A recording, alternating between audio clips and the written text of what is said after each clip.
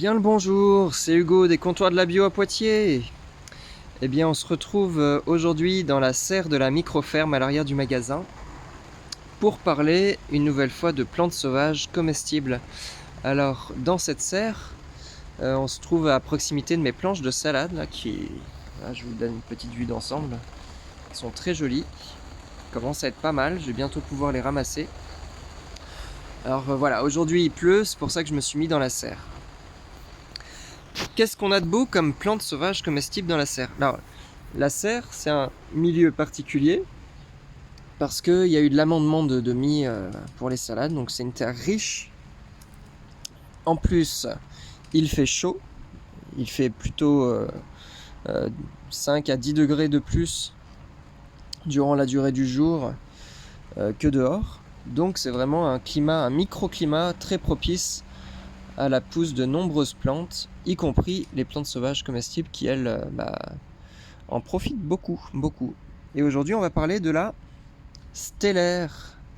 La stellaire, cette petite plante-là, qui apprécie énormément les terres azotées, riches en nitrates.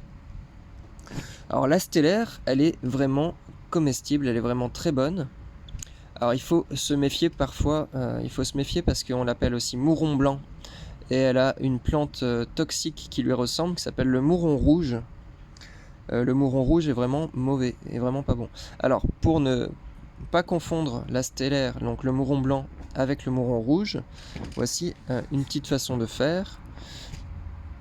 Déjà, on peut vérifier, tac, si je me mets devant la caméra, on peut vérifier que il y a une rangée de poils qui va apparaître sur la tige principale quand on la tourne. Il y a aussi une autre façon de faire. Hop, est-ce que tu veux bien focuser sur ce que je te montre? Voilà. Une autre façon de faire, c'est de reconnaître son odeur. Vraiment froisser les plantes que vous connaissez. Faites-les sentir aux autres pour qu'ils retiennent cette odeur nouvelle. Ça a une odeur un peu de pourpier, minéral comme ça. Le pourpier, tout le monde connaît cette salade, je vous la montrerai quand même quand j'en aurai dans le jardin. Le pourpier, c'est excellent.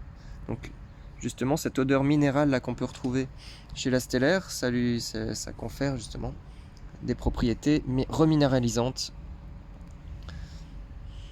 Et vraiment, ça a un goût très très bon, très doux. C'est très très doux, la stellaire. Donc je connais des maraîchers qui l'ajoutent à leur mélange de salade en vrac. En désherbant leur planche, ils en font un mélange de salade. Ça peut se trouver. Voilà. Donc pour la reconnaître aussi, une autre façon de faire, c'est de pincer la tige comme ceci. Tac. Et on voit un petit élastique. Hop là. On voit un petit filament qui apparaît.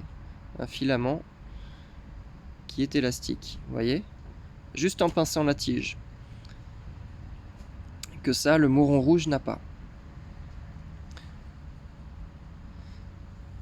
Et donc elle va faire des petites fleurs blanches en couronne, des petites fleurs blanches qui sont très mignonnes, très discrètes.